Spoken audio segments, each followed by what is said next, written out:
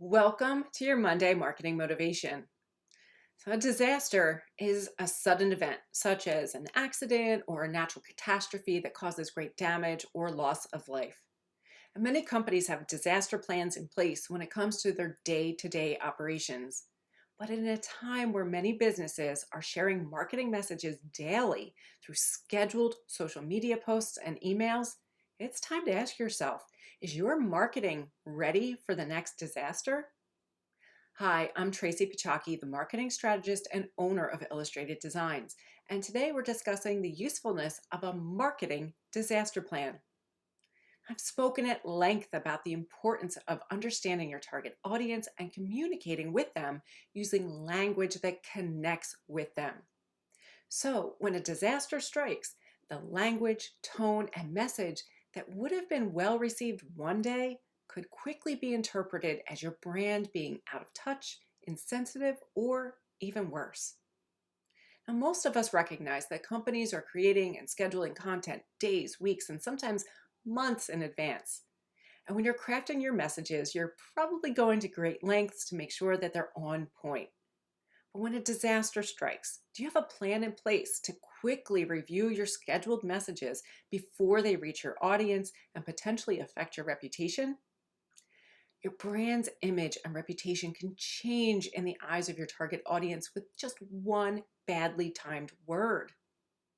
For example, I actually received a newsletter weeks into the pandemic from a supplier, and the headline was, "Will you survive the trade show season?"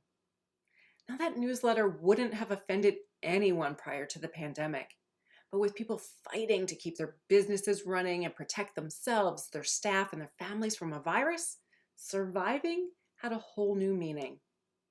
And honestly, if they had sent it out the day of the lockdown, I would have given them a pass. But because it was weeks into the lockdown, I wasn't surprised that they had to issue a public apology to help save their reputation. So when something drastic happens within your company or your community, what might a marketing disaster plan look like?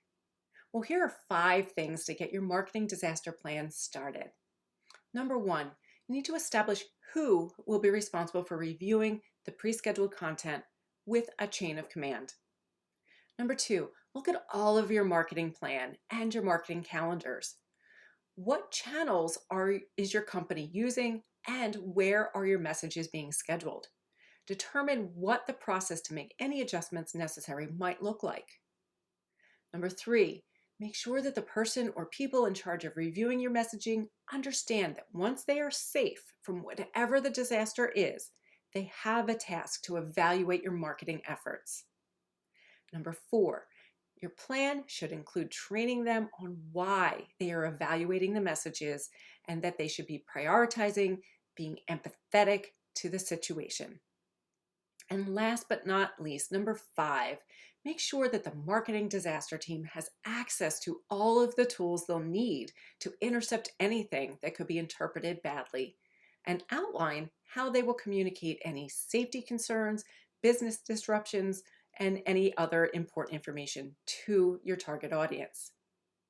Preparing for a disaster before it strikes can help you and your team save your company's reputation, as well as inform your staff, your customers, and your suppliers about how you're prioritizing their safety and needs. I'll be back next week with more marketing ideas and tips. Until then, please comment below with any disaster plans you have in place or are considering.